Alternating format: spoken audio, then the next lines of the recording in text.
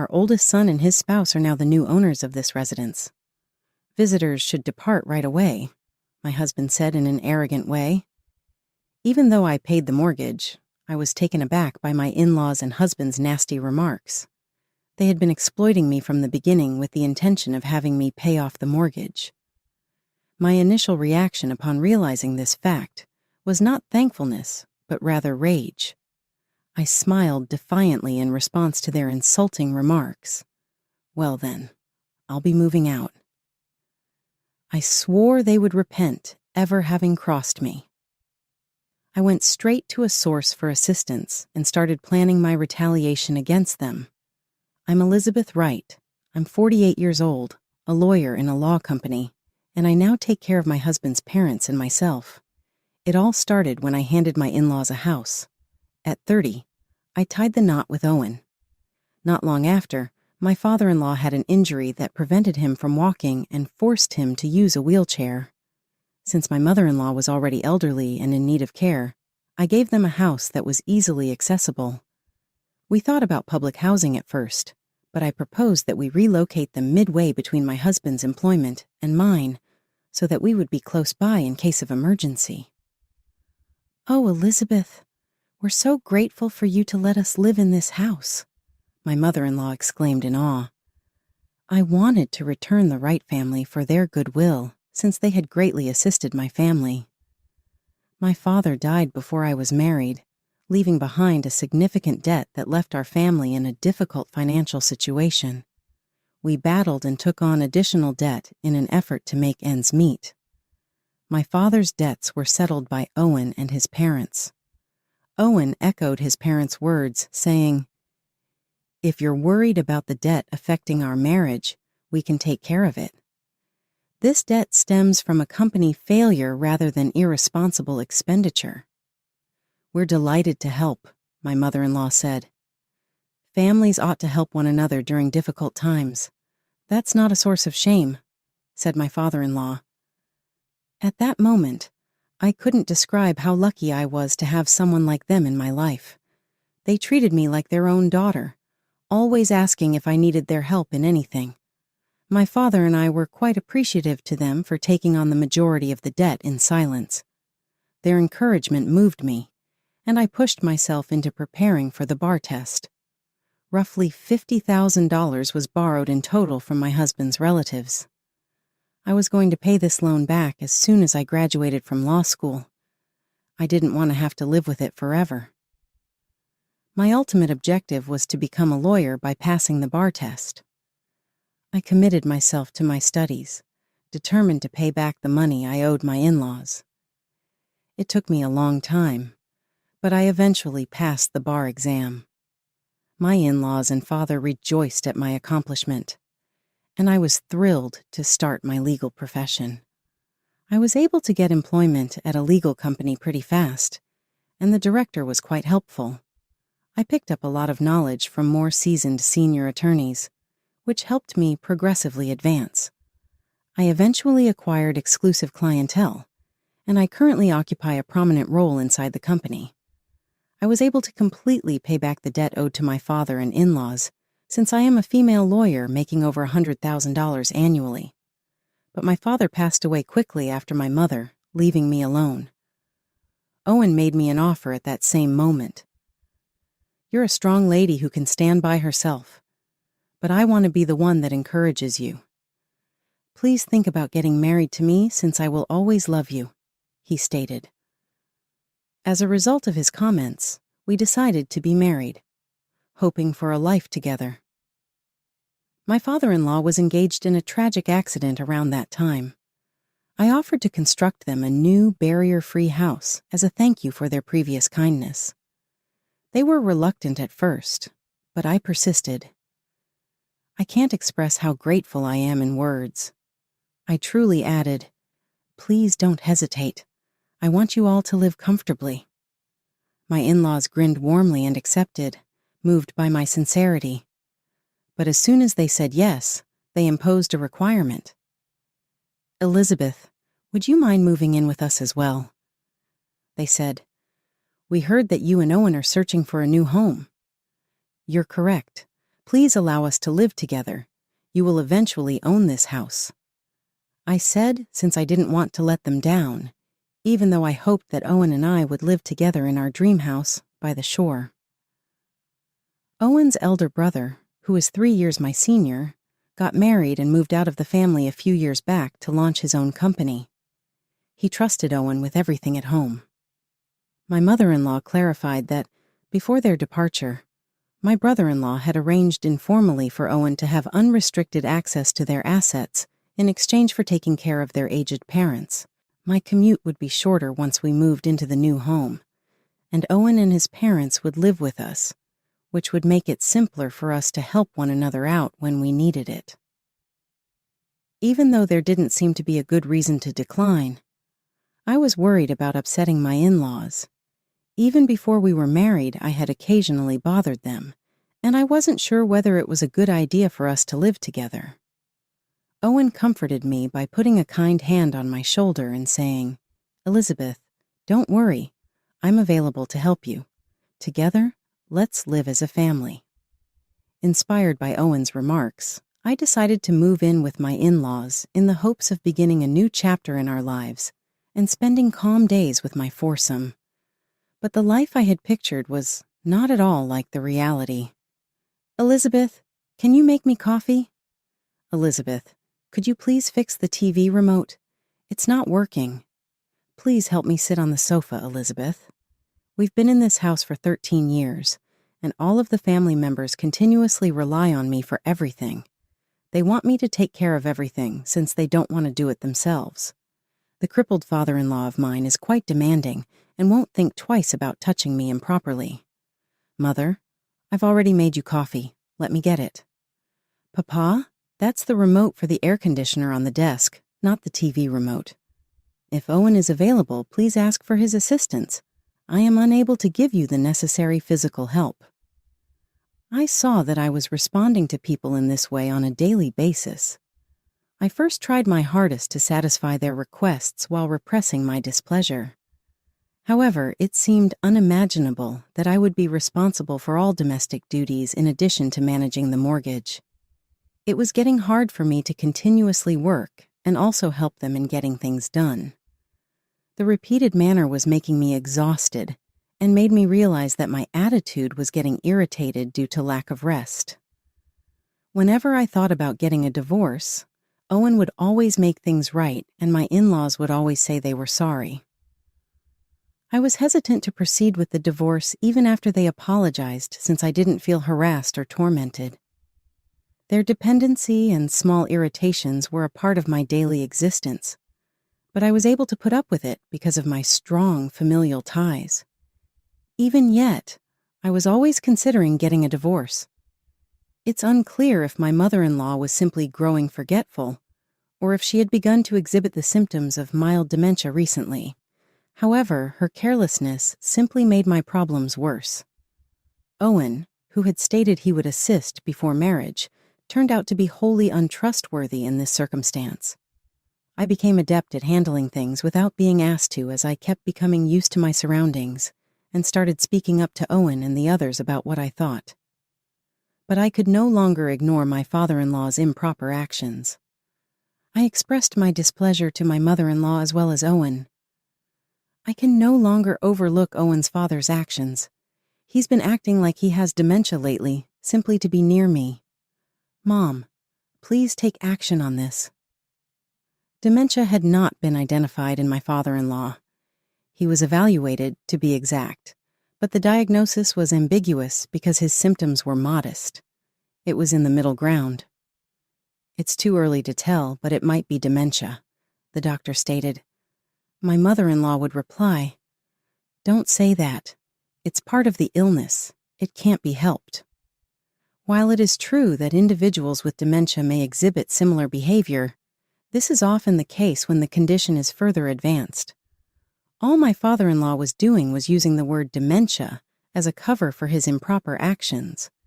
My in-laws made the arbitrary decision that it was dementia even after the doctor clarified that it wasn't, and they have since used it as an excuse in awkward circumstances. I could understand if it had been a genuine case of dementia, but it is unacceptable to use someone else's illness to make them suffer. I talked to Owen and asked my in-laws for their opinion, but Owen always thought it was bothersome and continued putting off taking any action. I was about to lose patience when something unexpected happened. When the payments are finished this month, I'll be able to put an end to my misery. I was tidying my diary and the home account book one day on a trip. I was looking over the bank book when I saw something that cheered me up. My in-laws' mortgage would be paid off by the end of that month, at long last. I felt like I had accomplished something and that a big weight had been taken off of me. I was thrilled to think that my financial load would lessen and that I would have more money to spend as I pleased. But I was unaware that the actual test was about to start. During a family meal one evening, Owen unintentionally brought up the mortgage repayment.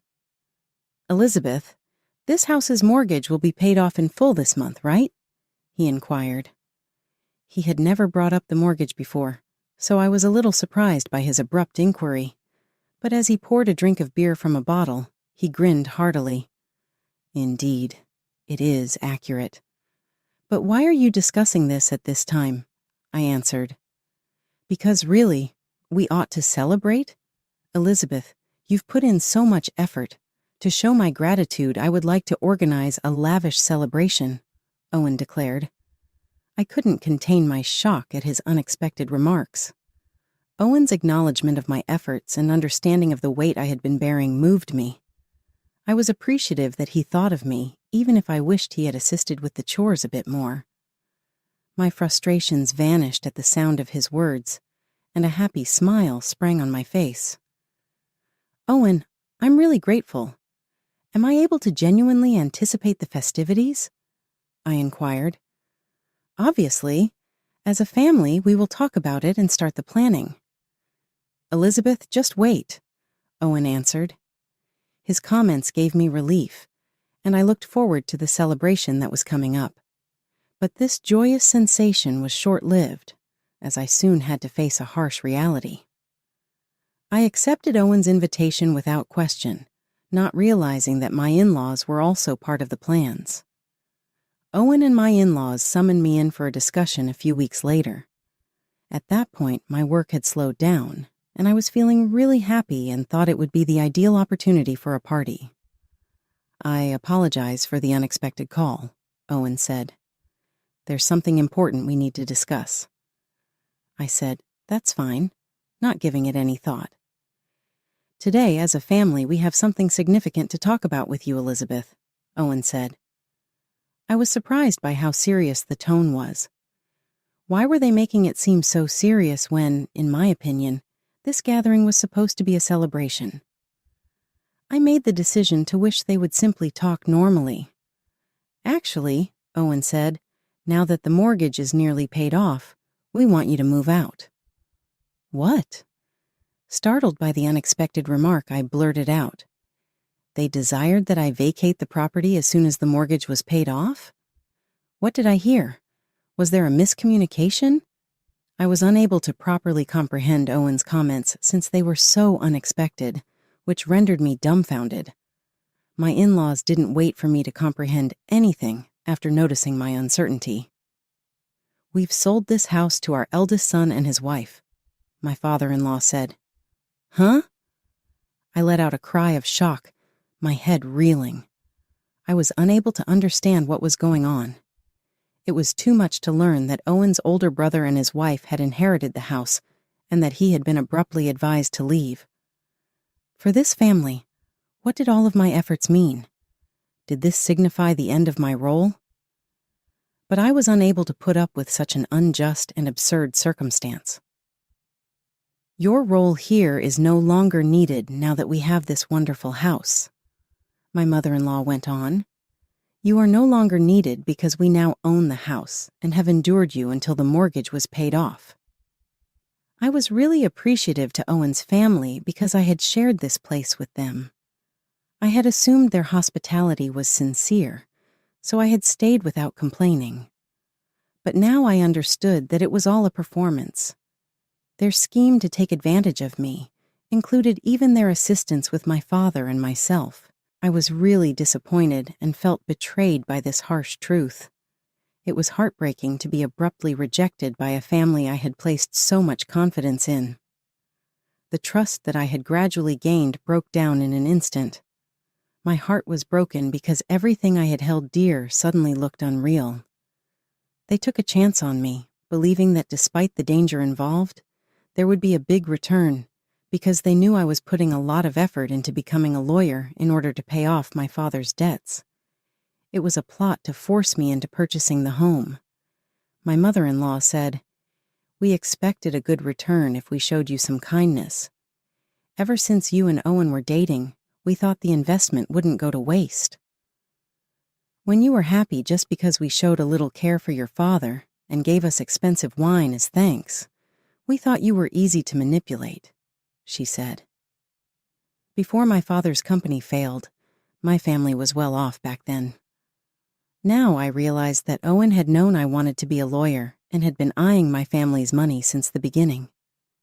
He gained my whole faith in him and his family because of the way he behaved, even though I was unaware of their genuine motivations. I was shocked at how stupid I had been. "We devised this plan for that reason," he stated. "We believed that if we owed your father money, we may receive a sizable reward." I found it hard to take in their arrogant and self-assured remarks. "It's a huge success, then. We found a gorgeous new home that is ours.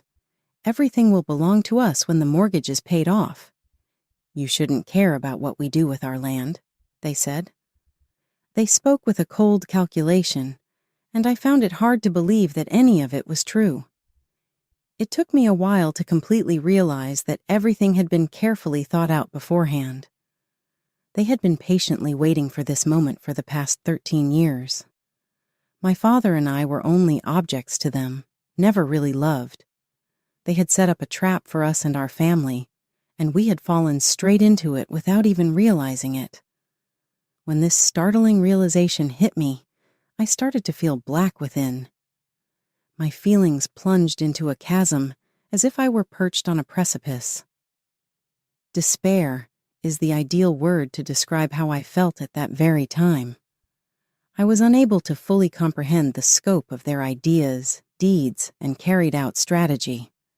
Their remarks struck a deep chord in my heart. "So, outsiders like you should leave this house immediately. You have no place here anymore." I was really taken aback to learn that I was no longer required in this home. This house, which had once provided me with a haven of warmth, love, and serenity, had now collapsed into nothing. My life had come to an end, and a new lonesome adventure was about to start. "You can't go right now because you have stuff to pack," Owen stated. My mother-in-law said, "You'll really be in trouble if you try that. Let's finish it tomorrow." She said, "I'll give you till then to carefully pack your belongings and depart." My father-in-law said, "The Wright family now owns this house, and I will see to it that the divorce is concluded. We're not a couple anymore, and I'm sick of you bugging me all the time. When you leave this house tomorrow, make sure you've signed the paperwork," Owen said. The phrase "Wright family" made my heart ache. Now it was brutally obvious that I had never really been accepted by them from the start. Had I been unfairly treated and had to put in a lot of overtime juggling my job and home since they didn't consider me family? My response to all of these intertwined queries was a sour grin. "I was deceived by your family from the start," I said. "You're correct. Are you really so dumb? Are you not understanding?" Owen shot back. His harsh remarks caused something within me to shatter. I carefully lifted my head, looking down, and offered my in-laws an unexpected answer while forcing a grin.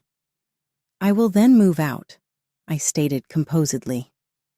My heart could find no more justification for being with the Wrights. Their dishonesty had occupied all those days, and now my life would follow a new course. My in-laws couldn't disguise their astonishment when I chose to leave the house without opposition and put on a brave front. "You're being quiet, aren't you? Do you have any surprises planned?" With suspicion, My mother-in-law inquired. "No plans," was my response.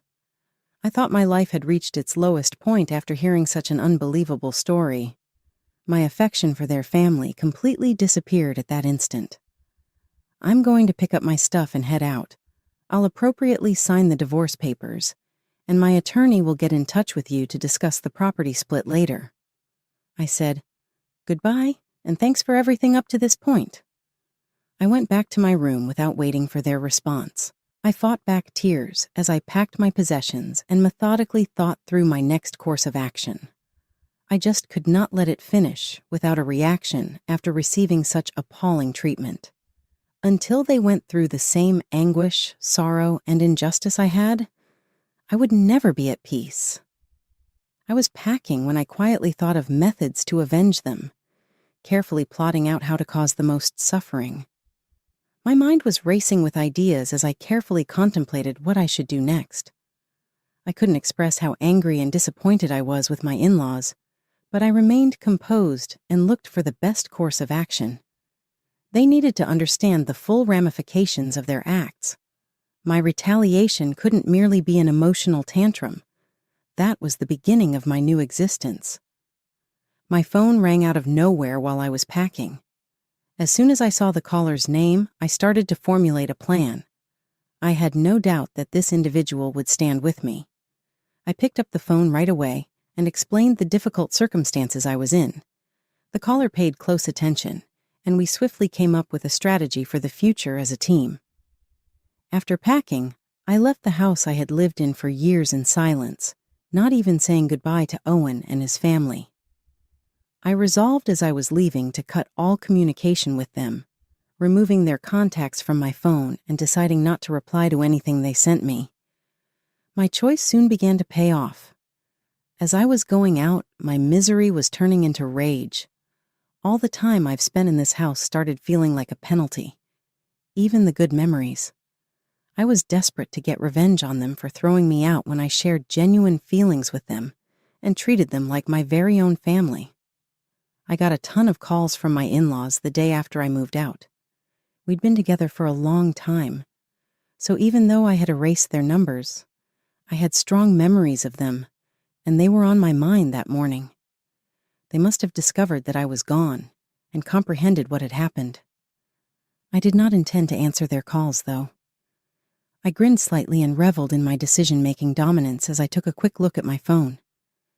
I was comforted at that same time by the person who had given me a new home to live in.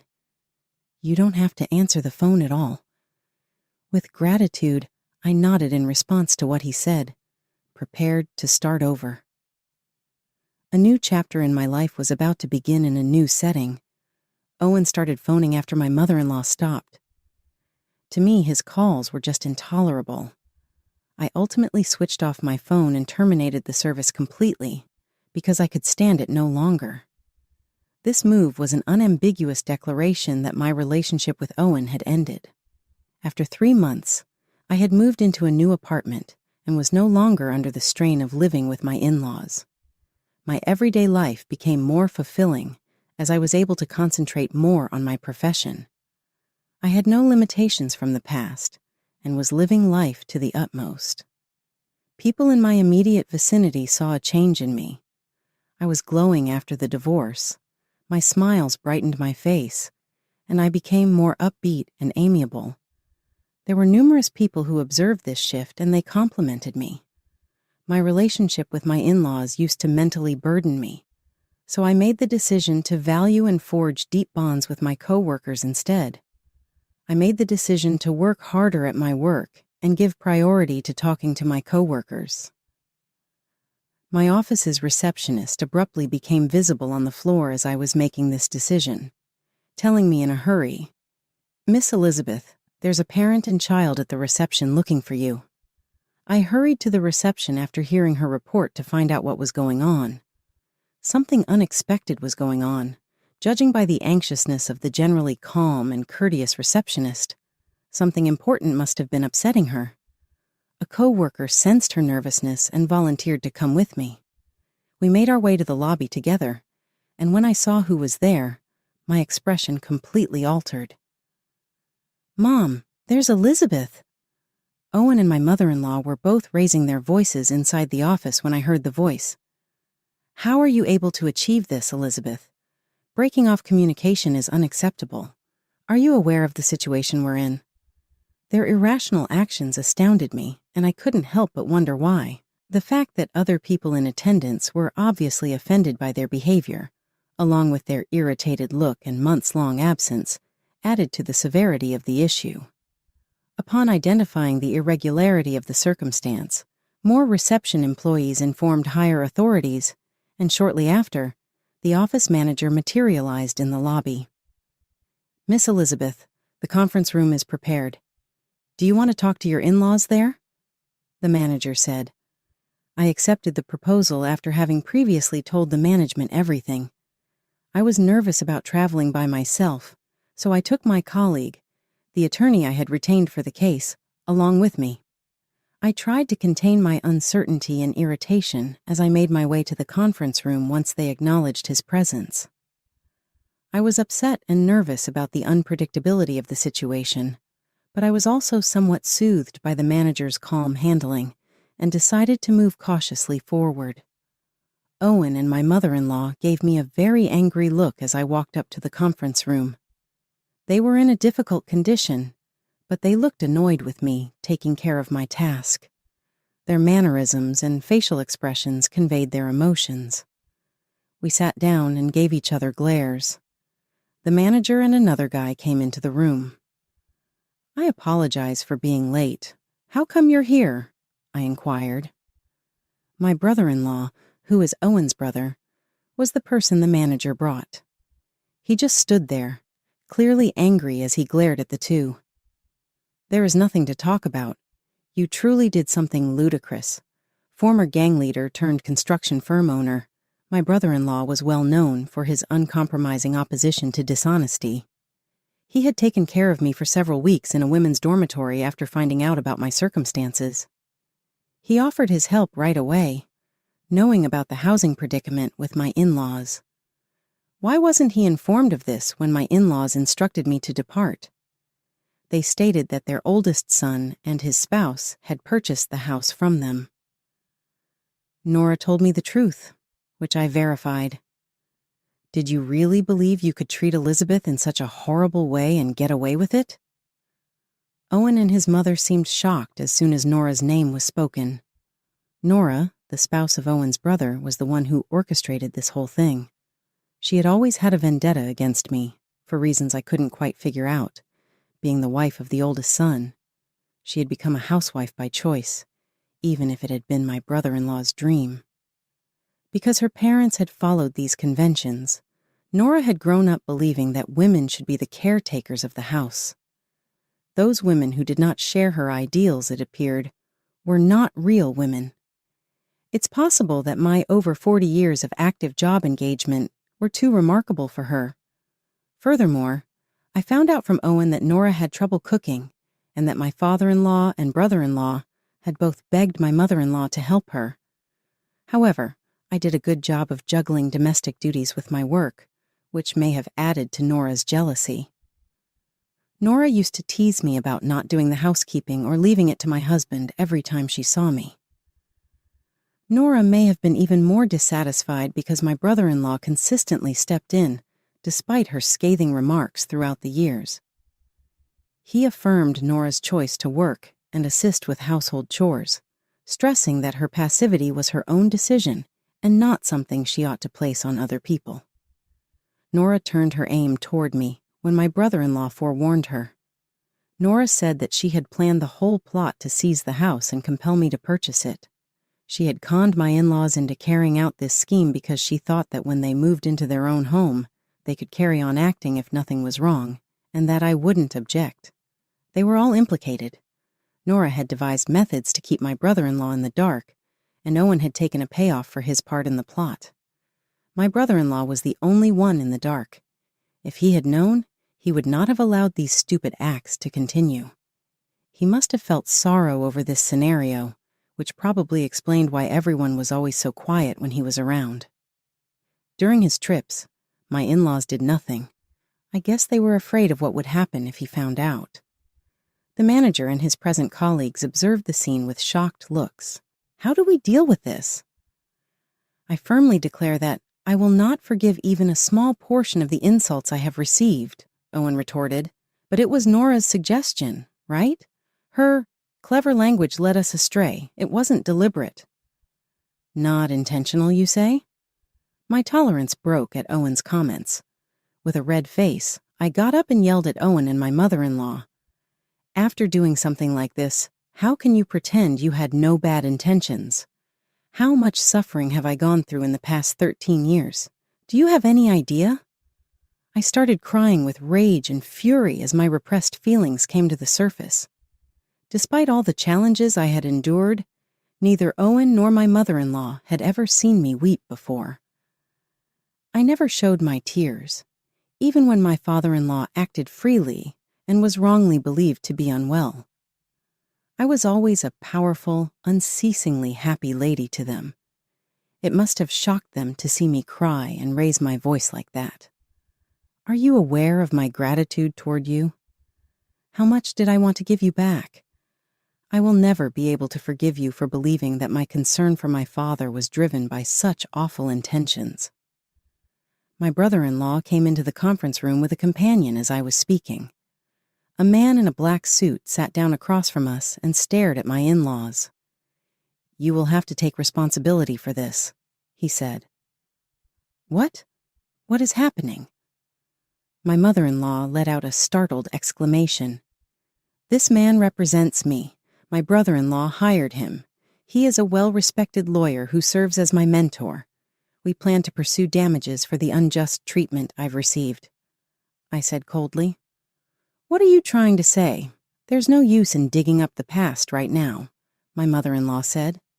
With a calm demeanor, the lawyer adjusted his spectacles and retorted, The past is very relevant. The case is fully viable given the available evidence and the foundation for a potential future damages claim, particularly considering that at the time of the divorce, there was no agreement not to seek property. The window of opportunity for pursuing compensation is unrestricted. The attorney pulled an SSD out of his pocket as he was speaking. My in-laws watched in disbelief. What's that? Elizabeth has been maintaining this record. All of your horrible deeds have been recorded as data, and her PC included a webcam for online meetings. When my in-laws found out, the color faded from their faces. Elizabeth worked in the living room most of the time. The lawyer pocketed the SSD and Carly stared at my in-laws. The harassment you caused in that space has backfired, he said, pointing out that modern computers frequently have built-in cameras. Elizabeth already has the title to the house, and you're about to be evicted. We will file a lawsuit right away, so please make the required financial arrangements. Are you saying that it has been moved to her name? I asked. Owen responded to the attorney's assertion in an automatic manner. Owen's remark caused my brother-in-law to become agitated. I requested that Elizabeth take ownership in her own name. My brother-in-law smirked and mocked Owen. The transfer was surprisingly easy because you put it in Nora's name without permission. There was no counter-argument from Owen, who had not won an argument against his brother since he was a little boy, and my mother-in-law said nothing. I'll additionally bill you for all the expenses related to the move. Considering that it was the result of your improper acts, that is only just. Folding his arms and glaring them down, my brother-in-law stated angrily, If you don't address what you've started, we'll be in trouble too. He took a hard position, leaving the two stunned. In addition, my brother-in-law had called Nora, his wife and the driving force behind all of this, to notify her that he planned to file for divorce. Elizabeth, I really apologize for implicating you in this. I didn't know, but I'll give you my whole support till you're happy.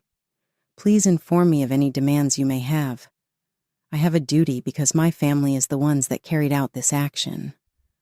I may still be in pain if my brother-in-law hadn't called that day.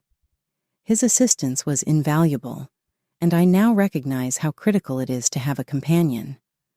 I appreciate his warmth and compassion. I will never forgive you for taking advantage of my and my father's feelings for your own benefit, I firmly stated, giving the two a look.